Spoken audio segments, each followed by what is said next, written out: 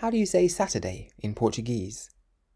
The word Saturday in Portuguese is sábado. Sábado. O casamento é no sábado. O casamento é no sábado.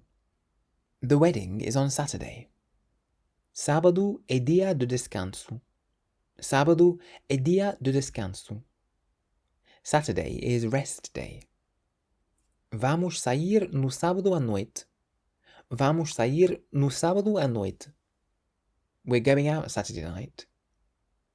Unlike the other days of the week in Portuguese, which follow a numerical system, sábado comes from Latin and it means Sabbath, or the day of rest. So if you want to say Saturday in Portuguese, you can say sábado. Sábado.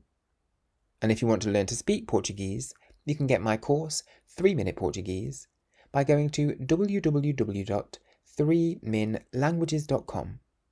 Don't forget to use the code WELCOME at checkout for a discount. Obrigado!